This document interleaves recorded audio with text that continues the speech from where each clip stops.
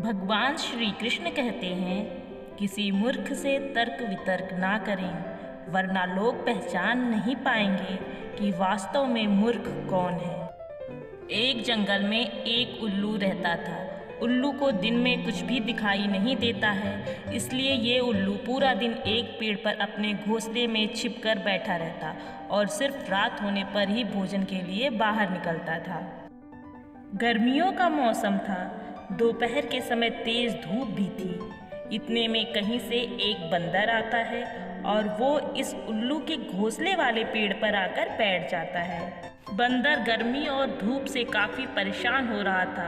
बंदर बोलने लगा कि आकाश में सूर्य आग के बड़े गोले की तरह चमक रहा है और इस वजह से इतनी गर्मी है। बंदर की ये बात उल्लू सुन लेता है। उल्लू से अब रहा नहीं गया। वो बोलने लगा, तुम झूठ कह रहे हो, आकाश में सूर्य नहीं बल्कि चंद्रमा चमक रहा है। तुमने अगर चंद्रमा के चमकने की बात कही होती तो मैं सच मान लेता, किंतु तुम तो सूर्य चमक रहा है ऐसा बोल रहे हो। तुम क्यों इतना झूठ बोल रहे हो? अब उल्लू की बात सुनकर बंदर से रहा नहीं गया। उसने उल्लू से कहा, अरे चंद्र तो रात में चमकता है, दिन में तो सूर्य चमकता है।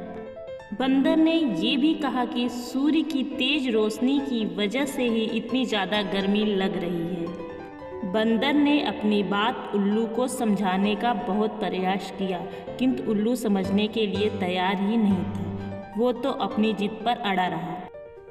उल्लू ने अब बंदर से कहा कि चलो हम दोनों इस प्रश्न का हल करने के लिए मेरे एक मित्र के पास चलते हैं, वही इसका निर्णय करेगा। बंदर और उल्लू दोनों एक दूसरे पेड़ पर जाते हैं, जहाँ पर उल्लुओं का एक बड़ा झुंड बैठा था। वहाँ पर जाकर उल्लू ने सभी को बुलाया और पूछा कि तुम सभी मिलकर मुझे ये बताओ कि दिन में सूर्य चमक रहा है या नहीं। ये बंदर मुझे बता रहा है कि दिन में सूर्य चमक रहा है, किंतु मैं इसकी बात सच नहीं मानता। उल्लू की बात सुनकर उल्लुओं का पूरा झुंड हंसने लगा। वो सब बंदर की तरफ देखकर जोर जोर से हंसने लगे और बंदर का मजाक उड़ाने लगे। उल्लुओं का पूरा झुंड हंसते हंसते बंदर से कहने लगा कि तुम बेवकूफ़ों जैसी बातें क्यों कर रहे हो। इसी समय दोपहर को आकाश में चंद्रमा ही चमक रहा है और आकाश में सूर्य के चमकने की झूठी बात बोलकर तुम हमारे झुंड में झूठ का प्रचार मत करो। सारे उल्लुओं के समझाने के बावजूद भी बंदर अपनी बात पर अड़ा रहा। अब बंदर उन सभी की बात समझने के लिए तैयार नहीं था, इसीलिए सब उस पर बहुत गुस्सा करते हैं और वो सभी मिलकर बंदर को मारने लगते हैं।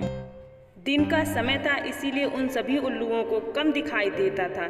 इसी वजह से बंदर वहाँ से बचकर भाग निकलने में सफल होता है और इसी प्रकार अपने प्राण बचा लेता है। मूर्ख लोग केवल अपनी ही बात को सच साबित करवाने में लगे रहते हैं और किसी का भी नहीं सुनते हैं। ऐसे मूर्ख लोग अपने बहुमत से सत्य को भी असत्य साबित करने में सफल हो सकते हैं।